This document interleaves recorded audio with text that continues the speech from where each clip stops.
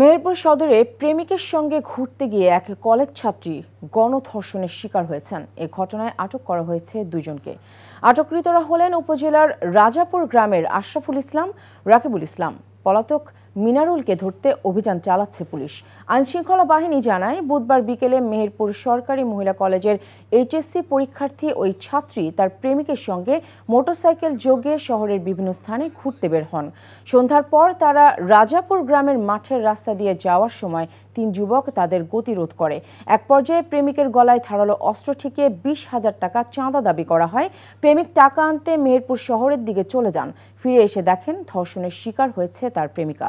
রাতেই ভুক্তভোগী কলেজ ছাত্রী বাদী হয়ে তিনজনকে আসামি করে ধর্ষণের মামলা দায়ের করেছেন। পরে অভিযান চালিয়ে পুলিশ দুইজনকে আটক করে।